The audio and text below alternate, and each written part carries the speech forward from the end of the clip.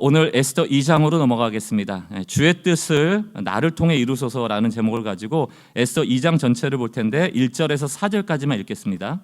에스더 2장 1절로 4절까지 한 절씩 교독하겠습니다. 1절 제가 먼저 읽겠습니다. 그 후에 아하수에로 왕의 노가 그침에 와스디와 그가 행한 일과 그에 대하여 내린 조서를 생각하거늘 왕의 측근 신하들이 아뢰되 왕은 왕을 위하여 아리따운 처녀들을 구하게 하시되 전국 각 지방의 관리를 명령하여 아리따운 처녀를 다 도성 수산으로 모아 후궁으로 들여 궁녀를 주관하는 내시 해계의 손에 맡겨 그 몸을 정결하게 하는 물품을 주게 하시고 함께 읽습니다. 왕의 눈에 아름다운 처녀를 와스디 대신 왕으로 삼으소서 하니 왕이 그 말을 좋게 여겨 그대로 행하니라. 아멘.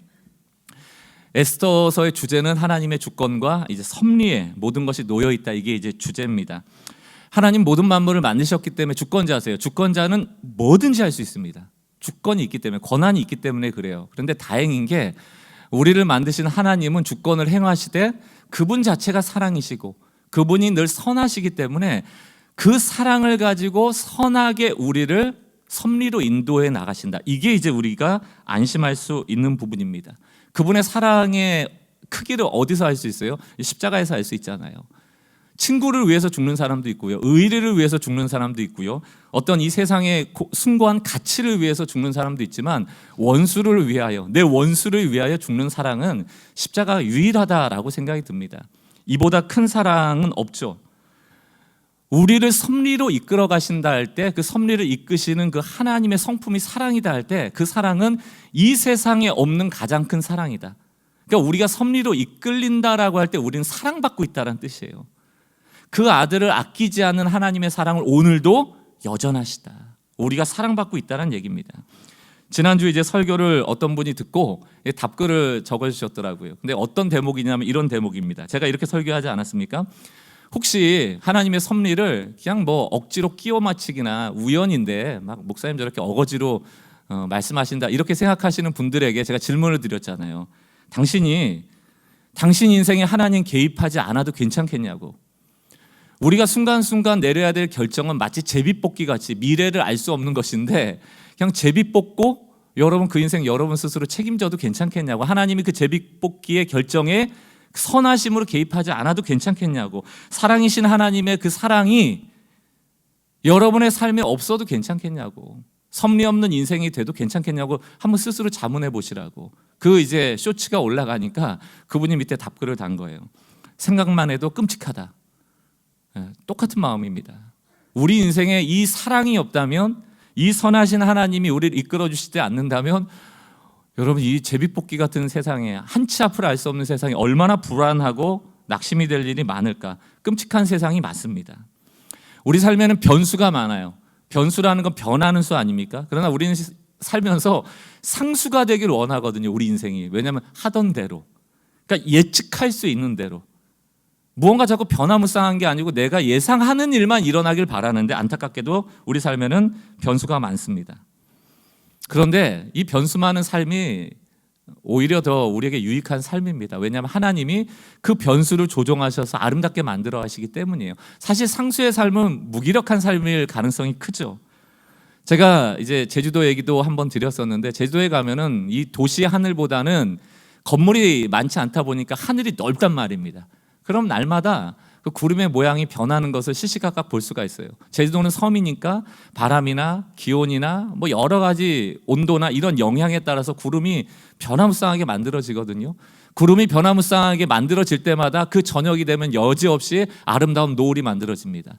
365일 만약에 그 노을 사진을 같은 시간에 찍어서 모아놓는다면 같은 사진이 한 장도 없을 거예요. 날마다 하나님은 아름답게 그림을 그려내시는데 어떻게 그 그림이 날마다 다를 수 있는가? 어떻게 날마다 아름다울 수 있는가? 그건 변수가 있기 때문입니다. 기온이 날마다 달라요. 바람이 날마다 달라요. 습도가 날마다 달라요. 우리 인생의 날마다 파편이 우리는 변수처럼 여겨지지만, 그래서 어렵지만 해석이 안 되기 때문에 난감할 때가 있지만, 하나님은 우리 인생의 순간순간의 파편을 아름답게 모으셔서 날마다 아름답게 우리 삶을 그려내신다. 이걸 믿는 것이 섭리신앙을 믿는 신앙인 것입니다. 오늘 사랑이 많으신 하나님이 선하신 결말을 향하여 우리의 삶을 앞서가시며 인도하시는 것을 섭리라고 알고 그 섭리 신앙을 갖게 되는 성도들 되시기를 주의 이름으로 축원합니다. 하나님은 항상 합력하여 선을 이루시는 하나님이십니다. 오늘도 우리가 이 에스더서의 상황 속에서 섭리로 개입하시는 하나님을 발견하기 원하는데, 지난주 설교를 준비할 때도 그랬고 이번 주 설교를 준비하면서도 쉽지가 않아요. 에스더 1장도 보면은 그냥 없어도 될 성경 같고, 에스더 2장도 그렇게 영양가가 있는 말씀이 있지는 않습니다. 마틴 루터가 그냥 이 성경은 성경에서 빼버렸으면 좋겠다, 이런 고백이 조금은 이해가 될 정도로 1장, 2장에서 설교 거리를 찾기가 쉽지는 않더라. 이게 솔직한 고백입니다. 지난주 1장은 어땠습니까? 그냥 아하수에로 왕이 180일 동안 술판 버려놓고 주웅에 겨워서 와스디라는 자기 아내를 눈요깃감으로 불렀다가 명령을 듣지 않자 법을 만들어서 폐위시켰다, 그 얘기잖아요. 2장도 마찬가지거든요. 비슷한 내용입니다. 도대체 이 안에 무슨 은혜가 있는가? 그러나 우리가 지난주에 어떤 제목으로 설교를 나눴습니까? 우리 눈에는 아무것도 가치 없어 보이는 그 순간순간이 하나님은 그 순간순간마다 모든 순간에 개입하고 계시고 함께하고 계시다. 그래서 에스더서의 주제를 저희가 세 가지로 요약했잖아요. 첫 번째가 뭡니까? 우리 눈에는 없는데 하나님이 실제로 계시다.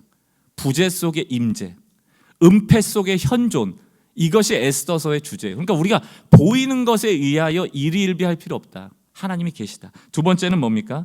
우리가 삶의 무대 위에서 살아가는 것 같아서 삶의 무대 위에선 저 사람이 나보다 뭘 더 가졌나 경쟁하고 비교하고 왜 나는 이렇게 안 풀리지, 이런 마음을 가질 수 있지만 사실 우리의 인생의 무대를 뒤편에서 감독하시는 숨어 계신 하나님이 계시다. 이게 에스더서의 주제거든요.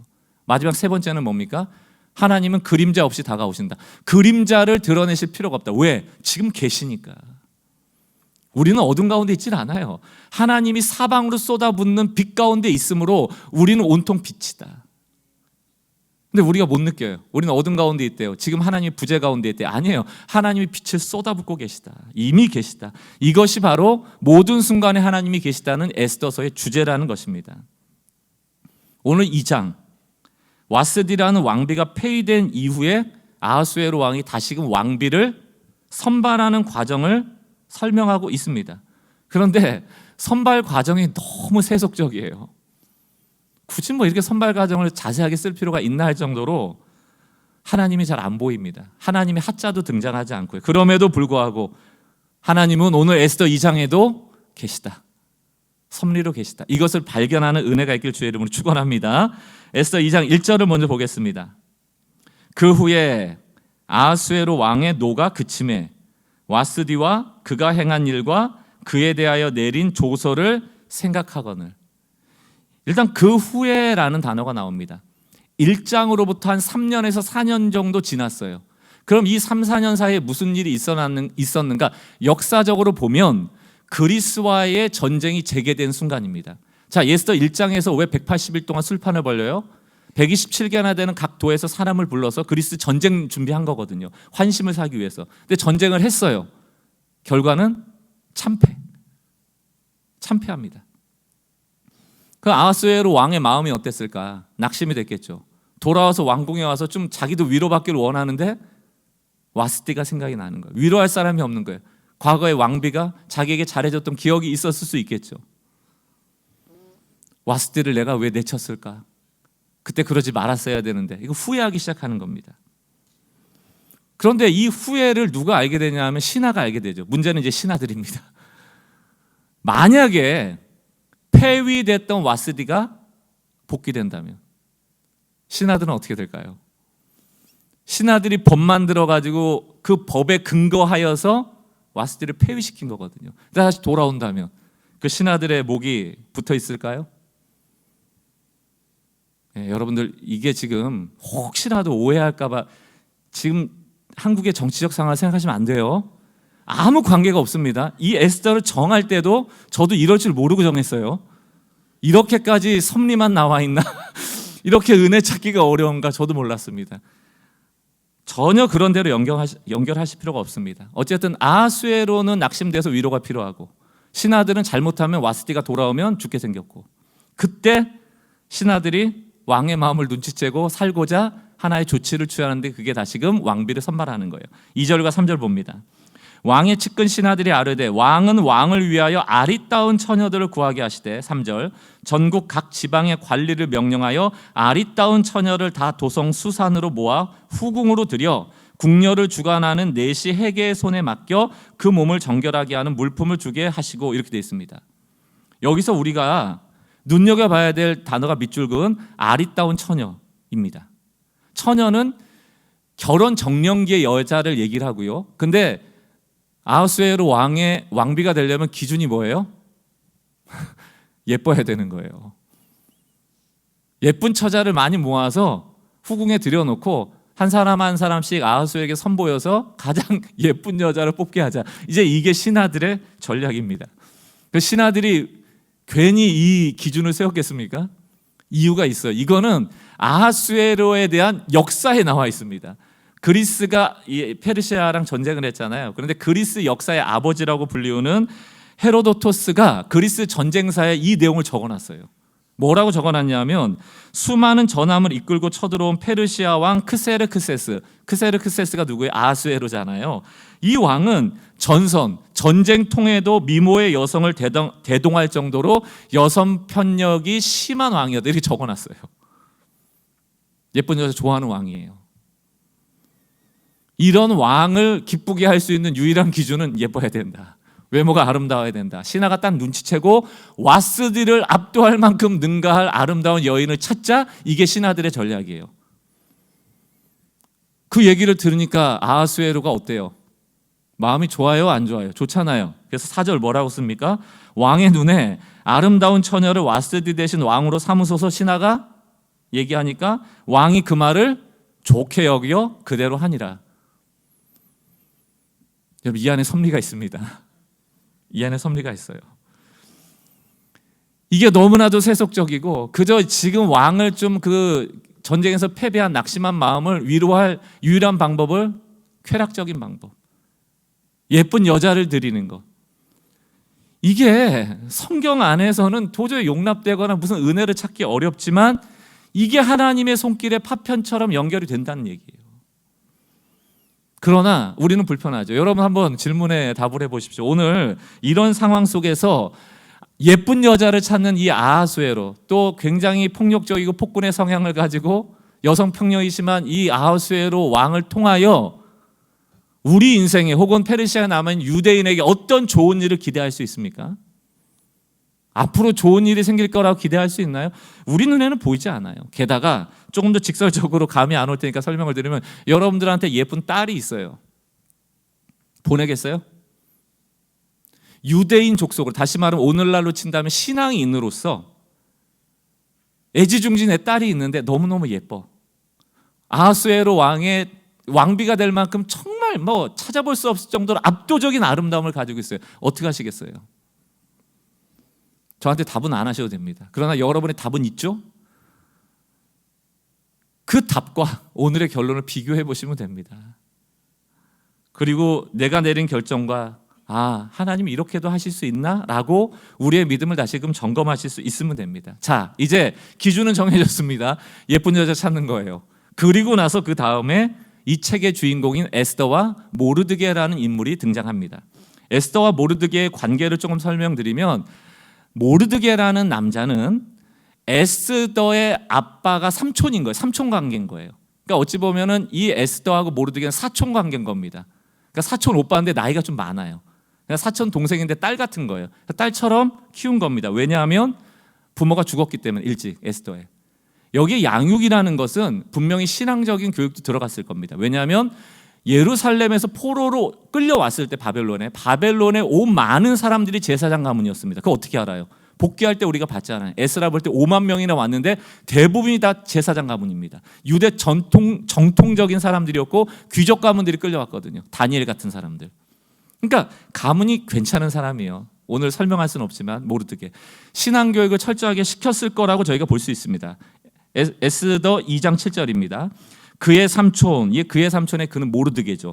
모르드게의 삼촌의 딸 하다사, 이게 에스더의 유대 이름이에요. 하다사, 곧 예스더. 이 에스더는 아마 페르시아나 이방인의 이름을 땄을 겁니다. 부모가 없었으나 이미 일찍 죽었어요. 용모가 곱고 아립다운 처녀라. 그의 부모가 죽은 후에 모르드게가 자기 딸같이 양육했다 이렇게 되어 있습니다. 이건 그저 먹여주고 재워주는 키움과 더불어서 신앙적 교육도 포함되어 있다고 생각이 듭니다. 자, 아하수에르는 누굴 찾아요? 아리따운 처녀. 신하들도 누구를 찾아요? 아리따운 처녀. 근데 누가 지금 아리따워요? 에스더. 우린 결론 다 알죠. 하만의 어떤 그 악한 자의 계획으로 유대인이 학살당하게 되었는데 누가 왕비가 돼요? 에스더가 왕비가 돼서 유대인을 구원하잖아요.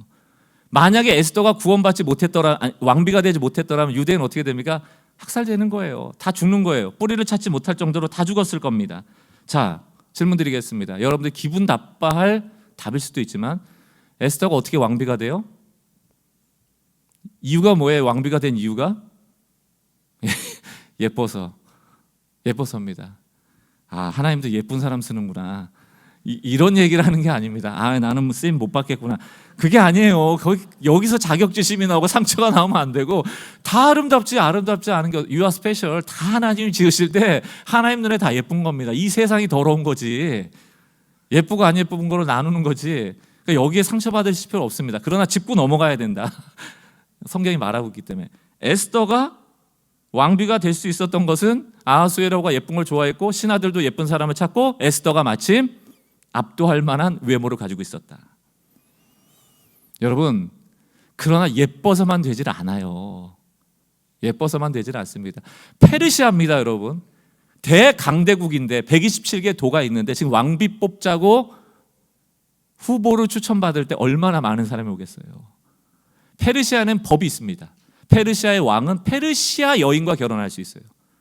페르시아 여인과 결혼할 때 반드시 페르시아 7대 귀족 중에서 선발해야 합니다. 에스더는 예쁘긴 예뻐요. 유대인이죠. 어찌 보면 포로, 신분이고 귀족 아니잖아요. 아하수에로니까 뽑은 거예요. 아하수에로는 뭐만 봐요? 예뻐야 돼. 폭군이니까 기준 필요 없어. 아하수에로니까 하는 거예요. 아하수에로가 아니었다면, 점잖은 왕이었다면, 기준을 다 지켰다면 에스더는 왕비가 될 수가 없다는 얘기입니다. 이게 섭리적으로 해석하는 거예요. 게다가 신하들 입장도 볼까요? 가문 입고 그러면 귀찮아져요. 왜냐하면 와스디 왕비의 가문이라도 혹시 와서 또 다른 왕비가 되면 어떻게 됩니까? 큰일 나잖아요. 차라리 그냥 뿌리 없이 정치적으로 아무 연관 없이 중립적인 꼭두각시 갖다 앉혀놓는 게 편하겠다, 이런 마음도 들 수 있다는 얘기입니다. 그럼에도 불구하고 섭리가 다 작동되어 있다라고 얘기해도 설교를 준비하면서 불편한 건 마찬가지입니다. 왜 에스더가 제 눈에는 그냥 희생양 같은 거예요. 금지옥이요. 내 딸이라면 안 보낼 것 같은데 왜 하나님은 거기다 밀어 넣으시지? 이런 마음이 들 수 있잖아요. 왜? 우리는 상황을 모릅니다. 거기다가 에스더가 도대체 왜 왕비 후보에 갔을까? 그 이유도 우리는 알 수가 없어요. 지금 2장의 상황이 앞으로 어떤 결과를 가져올지 아무도 모릅니다. 근데 그 일이 벌어지고 있는 거예요. 분명한 건 훗날 왕비가 된 에스더로 말미암아, 다시 말하면 왕비 후보로 자청하에 들어간 이 사건이 유대 민족을 살리는 사건의 시작이 된다는 얘기죠.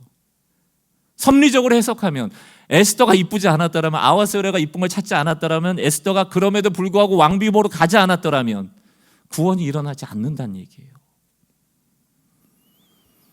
불편해도 우리가 이 순간 인정해야 되는 것은 이 모든 과정과 이 모든 순간에 하나님의 섭리는, 그 선하심은 여전히 작동되고 있다. 아하수에로의 반응을 좀 보겠습니다. 17절 18절. 왕이 모든 여자보다 에스더를 더 사랑함으로 그가 모든 처녀보다 왕 앞에 더 큰 은총을 얻은지라. 왕이 그의 머리에 관을 씌우고 와스디를 대신하여 왕으로 삼은 후에, 너무 사랑하니까 18절, 왕이 크게 잔치를 베푸니 이는 에스더를 위한 자리라. 모든 지방관과 신하들을 위하여 잔치를 베풀고 또 각 지방의 세금을 면제하고 왕의 이름으로 큰 상을 주었다. 너무 좋은 거예요. 마음이 흡족한 거예요. 그런데 에스더 전체를 보면 아하수에로가 그저 에스더의 외모에만 빠진 건 아닙니다. 사랑했다라는 것에는 인격적인 신뢰가 있어요. 이거 어떻게 할 수 있냐면, 나중에 에스더가 유대인인 것도 모르고 뽑은 거잖아요. 사실 물어보지 않거든요. 그냥 외모만 보고 뽑은 거기 때문에. 근데 나중에 유대인을 구출해내야 될 그 순간에 에스더는 스스로가 유대인임을 드러내고 왕이 부르지도 않았음에도 불구하고 스스로 나아가 유대인의 상황을 말합니다. 왕비가 왕을 먼저 찾을 수는 없어요. 왕이 반드시 불러야만 갈 수 있습니다. 만약에 왕비가 스스로 독자적으로 왕을 찾아갔다가 왕이 허하지 않으면 죽는 겁니다. 그래서 죽으면 죽으리라. 이게 에스더서의 주제가 되는 거예요. 그때 들어갔을 때 아하수에로가 그 에스더의 이야기를 긍휼히 봤거든요. 외모 보고 하는 게 아니에요. 이게 신뢰와 인격적인 교통함이 있었다는 얘기입니다. 성경 안에도 에스더의 내면에 대한 힌트가 조금 나옵니다. 에스더 2장 8절과 9절을 보겠습니다. 왕의 조서와 명령이 반포되매 처녀들이 도성 수산에 많이 모여 헤게 수하에 나아갈 때 에스더도 왕궁으로 이끌려가서 궁녀를 주관하는 헤게, 이게 넷입니다. 수하에 속하니 9절 뭐라고 되어 있어요? 이 넷이 헤게가 이 처녀를 보고 좋게 보고 은혜를 베풀었다 이렇게 되어 있습니다. 넷이니까 무슨 성적으로 외모적으로 아름답다 이런 걸 본 게 아니란 얘기예요. 무언가 에스더에게는 외모 말고 사람을 끄는 힘이 있었다는 얘기입니다. 헤게가 봤을 때 에스더에게는 뭔가 다른 게 있는 거예요. 15절에도 이런 힌트가 나옵니다. 모르드게의 삼촌 아비하일의 딸 곧 모르드게가 자기의 딸같이 양육하는 에스더가 차례대로 왕에게 나아갈 때 궁녀를 주관하는 넷의 헤게가 정한 것 외에는 다른 것을 구하지 아니하였으나 모든 보는 자에게 사랑받더라. 이게 무슨 얘기인가 하면 수많은 여인들이 지금 왕 앞에 아련을 해야 되는데 궁에서 제공하는 미용용품이 있는 거예요. 화장품, 미용용품 이런 거. 근데 여러분 생각을 해보세요. 수많은 귀족 집안들의 딸들이 왔을 거 아닙니까? 그러면 몰래 뒤에서 사제품이 들어가는 거예요. 요즘 가장 유명한 미용 제품이 뭡니까? 뭔지 모르겠어요. 어쨌든 그것도 들어가고 제일 좋은 화장품 들어가고 명품 화장품 들어가고 아마 몰래 미용사도 들어가고 화장 메이크업 해주는 사람 들어갔을 수도 있어요. 혹은 시술도 하고 여러 가지 마사지도 받고 별별 걸 하지 않았겠습니까? 에스더는 뭐 했다고요? 왕궁에서 제공하는 용품 외에는 더 이상 필요 없습니다. 저는 이걸로 충분합니다. 꾸미지 않았다는 얘기예요. 가꿀 필요가 없었다는 얘기예요. 그런데도 누가 봐도 압도적으로 아름다운 거예요. 모든 사람에게 사랑을 받았다 이렇게 되어 있습니다. 넷이 헤게 눈에만 좋아 보인 게 아니고 거기에는 모든 사람 인정, 다 인정했다는 거예요. 아하수에로의 마음에 들 정도가 아니고 모든 사람의 마음에 들도록 하는 그 사람을 사는 힘이 있었다는 얘기예요. 저는 아름다움이 외모만을 말한다고 보진 않습니다.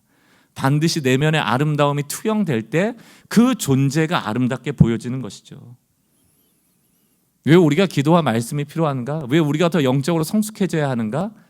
그게 하나님 보시기에 아름답기 때문이에요. 외모는 하나님이 지으실 때 다 아름답게 지으셨다. 특별하게 지으셨다. 우리의 기준일 뿐이지. 이것을 설명하기 위해서 제가 좀 사회적 용어를 인용하려고 합니다. 몇 년 전에도 제가 이 단어를 한번 꺼내어서 여러분들에게 소개해드렸는데 아비투스라는 단어예요. 아비투스라는 단어는 좀 어렵고 복잡한 단어일 수 있습니다. 근데 이게 여러 환경에서 만들어진 제2의 본성이다 불리우고요. 요즘 말로 이제 바꾸면은 격조? 요즘 어나더 클래스 이런 거 급 이런 얘기가 돼요. 우리는 자본 그러면 돈을 생각할 때가 많습니다. 근데 돈만 자본이 아니에요. 우리에게는 여러 가지 자본이 있습니다. 문화적 자본도 있고요. 영적인 자본도 있고요. 우리가 굳이 또 만들어내자면 복음에 얼마나 반응하는가에 대한 복음의 자본도 있어요. 문화적 자본 같은 것 이게 있어야지 여러분들 말할 때 다릅니다. 여러분 이건 칭찬 아니잖아. 이런 말하면 좀 칭찬 아니고 비아냥되는 말 아닙니까? 야 너는 말만 안 하면 돼. 선보러 가는 어떤 남자나 여자한테 야 너는 그냥 조용히만 있어. 그 얘기가 뭐예요? 외모로는 너무 뛰어난데 너무 예쁜데 이게 말만 하면 이상해지는 거야. 이런 거 있잖아요. 말에 문화적 자본이 없기 때문입니다. 문화적 자본에 의하여서 말하는 단어, 말투, 언격, 말의 격이 나와요. 이거는 예쁘다고 나오는 게 아니에요. 외모가 출중하다고 나오는 게 아니에요. 그러니까 사람은 결국 예쁨을 보지 않습니다. 그 사람 안에 문화적 자본을 보게 돼 있거든요. 이 아비투스라는 것, 문화적 자본 혹은 뭐 여러 가지 자본이 있습니다만 하나의 좋은 예가 뭐냐면 이런 거예요. 어떤 사람이 부자가 돼가지고 돈이 많아졌어요. 근데 그 돈이 많아서 요트도 살 수 있다. 요트에 선상 파티도 벌일 수 있다. 그럼 여러분, 요트에 파티에 오는 사람은 그래도 어떤 사회적 지위가 있는 사람이라고 치자면 이렇게 볼 수 있습니다. 그 갑자기 돈이 많아진 부자가 요트도 살 수 있어요. 돈이 자본이니까. 선상에 파티도 열 수 있습니다. 돈이 자본이니까. 사람 불러 모을 수도 있죠. 그러나 파티에 모인 사람과 대화할 수는 없다. 왜? 문화적 자본이 없기 때문이에요. 엄격이 없기 때문입니다. 문화적 언어가 없기 때문이에요. 화장 많이 하면 뭐합니까? 꾸미면 뭐합니까? 말할 때마다 천박스러운데. 이게 신앙 안에 있는 우리에게도 똑같이 적용돼요. 명품 백 들고 아주 큰 교회에, 유명한 교회에 왔다 갔다 다니면 뭐하냐고요. 말 한마디 붙여보면 도대체 이 사람이 예수 믿는 사람인지 아닌지 거기에서 품위, 디그니티, 숭고함 이런 게 전혀 보이지 않는데 어떻게 세상 사람들이 그리스도인으로 우리를 인정할 수 있겠습니까? 만약에 에스더가 자기의 미모를 믿고 여러 가지 사제품을 써서 아름다움을 가꿔서 아하수에로의 눈에 들어서 왕비가 됐더라면 과연 왕에게 진정한 사랑을 받을 수 있었을까? 또 그가 자기의 목숨을 내놓고라도 유대인을 위한 헌신을 할 수 있었을까? 불가능했을 겁니다. 내면의 신앙이 있었기 때문에, 하나님의 다스림이 있었기 때문에, 그에게 영적인 아비투스가 있었기 때문에 목숨을 걸 수 있는 거예요. 이 영적인 아비투스가 잠재되어 있지 않았더라면, 축적되어 있지 않았더라면 그냥 에스더는 예쁜 외모를 가지고 왕비 돼서 출세하고 잘 먹고 잘 살았더라라는 이야기로 끝났을 겁니다. 지금도 유대인들이 읽는 성경이 될 수는 없었을 겁니다. 우리에게 좀 영적인 아비투스, 특별히 복음을 믿고 복음을 알고 복음대로 살아내고 복음의 언어, 복음의 행동들이 있는 그런 성도들이 되어지기를 주의 이름으로 축원합니다. 그런 맥락으로 보면 우리는 풀어야 될 숙제가 많아요. 하나의 예를 들자면 잠언 16장 같은 말씀 앞에 우리가 어떻게 살아야 되는가에 대한 것이 숙제죠. 16장 4절을 보니까 여호와께서 온갖 것을 그 쓰임에 적당하게 지으셨나니 악인도 악한 날에 적당하게 하셨느니라. 우리는 악인은 그냥 없어졌으면 좋겠어요. 악인은 내 눈앞에 사라졌으면 좋겠어요. 저 악인하고 우리 가족이 안 엮였으면 좋겠어요. 악인이 사는 쪽은 바라보고 싶지도 않아요. 그런데 하나님이 내버려 두실 때가 있다는 거예요. 이것도 섭리죠. 그러면서 우리에게 뭘 요청하는가? 16장 7절에 가니까 함께 읽어보겠습니다. 시작. 사람의 행위가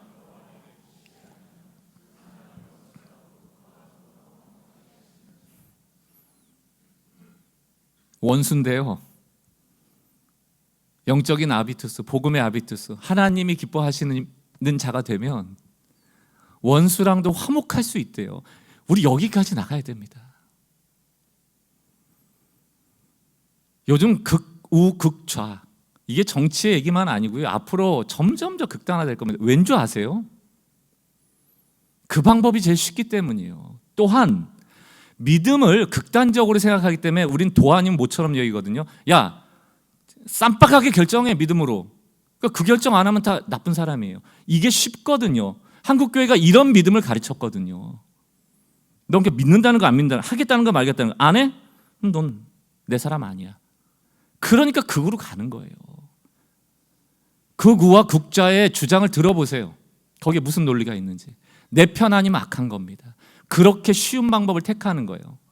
저는 중도입니다. 그래서 많은 욕을 먹어요. 너는 그 뭐야 너의 그거는. 난 복음이다. 나는 하나님 기쁘시게 할 거고 원수도 화목하게 할 거야. 그러나 중도는 힘이 없거든요. 왜? 이랬다 저랬다 하는 것처럼 보이기 때문에. 양비론자 같아 보이기 때문입니다. 아니에요, 여러분. 복음이 선명하잖아요. 답이 나와요. 제가 정치적 입장, 또 교회, 지금 한국 교회의 보수와 진보라고 나뉘어진 그 입장이 있겠습니까? 있어요. 저는 복음의 근거에서 있습니다. 말하지 않습니다. 왜? 교회를 위해서요. 이거를 양비론으로 생각한다면 그렇게 하세요. 그냥 저는 뭐 교회 지키려고 하는 게 아니고요. 저는 복음의 기준이 있고 원수도 화목하게 하는 데까지 나갈 겁니다. 원수를 원수로 부르는 건 편하죠. 원수를 원수라 얘기하는 건 쉽죠. 그게 서면 쉽죠. 가장 쉽습니다. 남 욕하는 게 제일 쉬워요. 그러나 그와 화목하는 것은 아비투스가 있어야 되는 일이란 말이에요. 비아냥되십시오. 그러나 그 언격과 그 품격과 그 결정에 과연 하나님이 계시는가? 한번 생각해 보셔야 될 겁니다. 우리는 여러분 다 외모도 이뻐지시기 바랍니다. 예수 믿는 사람 얼굴에 늘 광채가 나길 바라요. 그러나 그 광채가 화장품에서 오는 게 아니고 우리 내면의 품격에서 나오는 그런 아름다움이 됐으면 너무너무 좋겠습니다. 하나님 우리 쓰세요. 금그릇, 은그릇, 나무그릇, 질그릇 상관없습니다. 하나님 쓰이심에 적당하게 깨끗한 그릇 되어 있으면 다 쓰세요. 그러니까 에스더서를 보고 난 예쁘니까 망했네 이게 아니고 예쁘면 예쁜 대로 쓰시고 여러분의 삶의 현장에서 여러분의 재능과 실력과 또 어떤 전공과 이런 것들을 들어 쓰시는 거예요. 어디까지? 원수와 화목하게 하는 데까지. 누가 이 일을 행하셨습니까? 예수가 그 일을 행하셨잖아요. 원수와 화목하게 하는 직분을 우리에게 주셨잖아요. 원수를 원수라고 정의하라고 주신 게 아니란 말이죠. 복음은 잘못된 것을 잘못됐다 말하지 말라는 뜻이 아닙니다. 잘못은 잘못이고 그러나 우리가 섬겨야 될 것은 섬겨야 된다는 얘기예요. 죄는 미워하지만 사람은 살려야 된다. 사랑하는 성도 여러분, 교육자들이 책을 냈습니다. 책 제목이 나왔어요. 내가 교회로 산다는 것이 아니에요. 여기 느낌표 마침표 찍기 원치 않습니다. 하나의 샘플로 이야기예요. 더 많은 이야기가 펴지기를 원하는데 이 책을 만든 디자인 업체가 있습니다. 또 대표가 있는데 당연히 기독교 출판사가 아닙니다. 예수 안 믿는 사람들이에요. 그래서 책이 이쁘게 나왔어요. 역설이죠. 예. 이 디자인 하시는 분하고 이 대표님이 어제 제주도 그 선안종이 이 편집을 해주신 그 목사님 사모님 그 서점에 들리셨다가 간증한 이야기를 어젯밤에 늦게 저한테 전해주시더라고요. 너무 기쁜 마음에 늦게 전화해 주셨어요. 그 디자인 하신 분하고 대표님이 뭐라고 얘기하시냐면 내가 이 책을 쭉 봤는데 볼 수밖에 없잖아요. 디자인도 해야 되고 책도 내야 되니까. 여기 나와 있는 목사님 같은 분들이라면 교회를 가고 싶대요. 그럼 그분들한테 우리 목사님들 물론 제가 외모로 뽑습니다. 출중하시잖아요. 농담이에요. 근데 여러분 외모를 보고 그분들이 뭘 느낄 수 있나요? 그분들이 한 얘기가 이 미소나 이 표정이나 이 글이 이게 뭔가 진실하다는 얘기예요. 이어진다는 얘기예요. 글을 보면서 이 사진이 너무 잘 만든다는 얘기예요. 이런 교회라면 가고 싶다는 얘기예요. 저는 압니다. 이 교육자들에게 무엇이 그 광채를 뿜어내는지.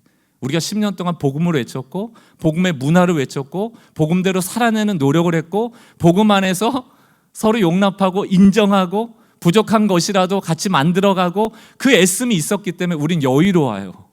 해내는 성취를 과업하려고 모인 집단이 아닙니다. 무엇도 가능한 집단이에요. 거기서 나오는 여유가 있죠. 복음이 주는 아름다운 미소가 있죠. 표정이 있죠.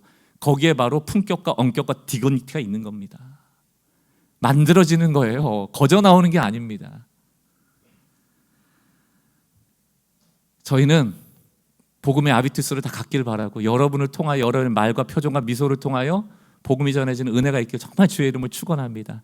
이런 와중에 어젯밤에 많은 일이 있었던 겁니다. 설교 밖에 얘기가 많이 이제 설교 없는 얘기가 나오는 이유인데 그 얘기도 들려주고 그러던 차에 책 한 권이 눈에 띄는 거예요. 제가 참 존경하는 그 김형익 목사님이 쓰신 책인데 길 따름이라는 책입니다. 이게 제가 딱 봤을 때 뭘 말하는지 알겠더라고요. 전 책을 사보지는 않았습니다. 최근에 나와서. 그러나 왜 이분이 길 따름이라는 제목을 정했는지 너무 잘 알아요.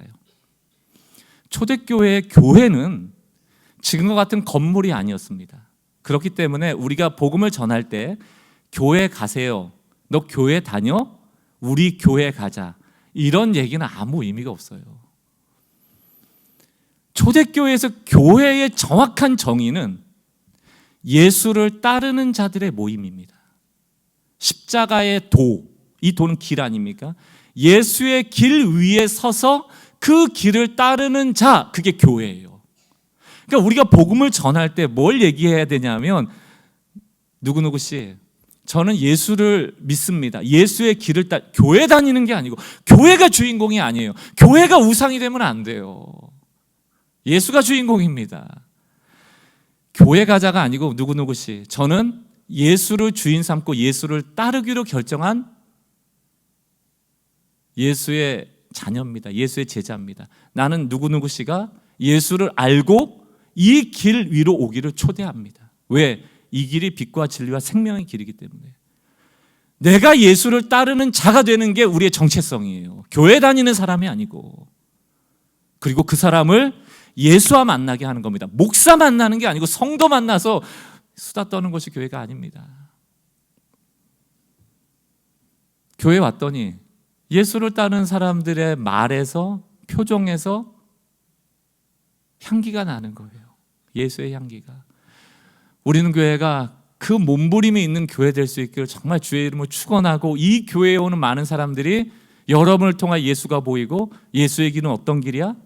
예수의 길은 어떻게 가야 돼? 이 질문이 있기를 바래요. 그래서 내가 교회로 산다는 것, 2탄, 3탄, 4탄이 우리 교회 가운데 많이 나올 수 있기를 바라고, 또 간곡히 부탁을 드립니다. 이 책을 통하여서 정말 많은 분들이 이 디자이너와 이 대표님이 받았던 이 감동을 통하여 교회를 새롭게 보게 되어지는, 그리고 이 책을 통하여 예수를 보게 되어지는 아름다운 제물로 쓰여질 수 있기를 정말 바라고 기도해 주시기를 부탁을 드리고, 우리 교회가 그 역할을 이 시대 가운데 잘할 수 있기를 주의 이름으로 축원합니다. 우리 같이 한번 이 마음을 가지고 찬양하겠습니다. 하나님이 우리를 먼저 불러주셨습니다. 예수의 길로 먼저 올려주신 거예요. 부족함이 많죠. 그럼에도 불구하고 복음을 전하는 소명이 우리에게 다 있음을 믿고 이 고백으로 주님 앞에 찬양하기를 바랍니다. 하나님의 부르심에는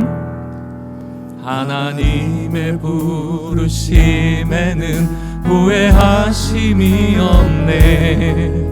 내가 이 자리에 선 것도 주의 부르심이라. 하나님의 부르심에는 결코 실수가 없네.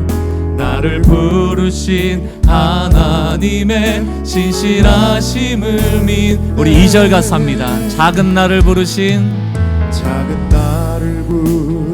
우린 다 할 수 없습니다. 섭리를 믿음으로 걸어가겠습니다. 아멘.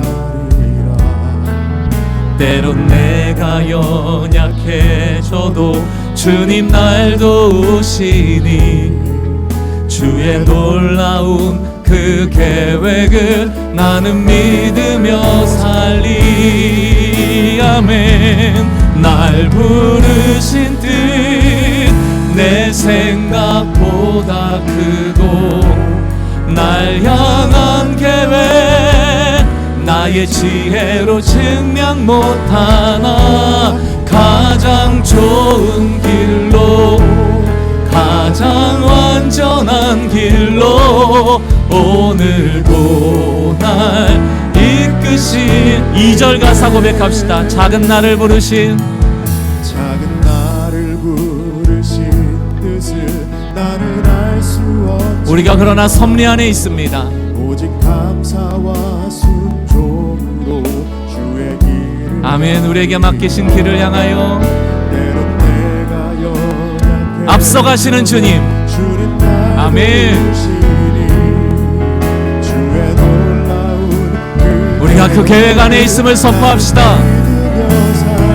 아멘. 날 부르신 뜻, 날 부르신 뜻 내 생각보다 크고, 날 향한 계획 나의 지혜로 증명 못하나. 가장 좋은 길로, 가장 완전한 길로 오늘도 날 이끄신. 날 부르신 뜻이 있습니다. 주님, 날 부르신 뜻 내 생각보다 날 향한 계획, 날 향한 계획 나의 지혜로. 아멘. 주님 이끌어 주십시오. 가장 완전한 길로 오늘도 날 이렇게 선포합시다. 우리가 눈을 들어 주님만 보겠습니다. 눈을 들어 주를 보라. 내 모든 염려 주께 맡겨라.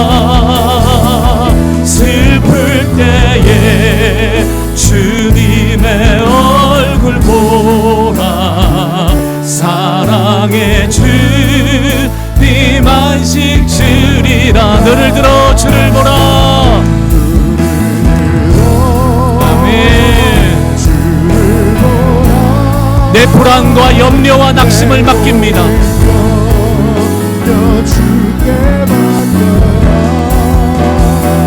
슬플 때에 아멘. 주님의 얼굴 보 우리를 사랑하시는 안식 주리라. 아멘. 아멘. 우리 기도합시다. 변수가 많으니 불안하죠. 앞을 모르니 불안하죠. 게다가 지금이 좋으면 어찌어찌 해볼 계획이라도 세우는데 할 수 있는 방법이 없어요. 사방이 우겨쌈을 당한 것 같지만 잊지 맙시다. 우리 삶에 하나님의 선하신 섭리가 작동되고 있다. 모든 순간을 하나님은 아시고 계신다. 파편 같지만 합력하시고 연결하실 것이다. 이 믿음으로 주님 바라볼 때 하나님 주시는 게 안식이에요. 샬롬, 평강입니다. 환경이 좋아서 평강이 아니고 이 환경도 뛰어넘는 평강이죠. 외모만 가지고는 안 되고요. 내가 갖춘 재력만 가지고도 안 되고요. 내 명예, 내 실력 그것만으로도 안 됩니다. 우리 안에는 복음의 아비투스가 있어야 돼요.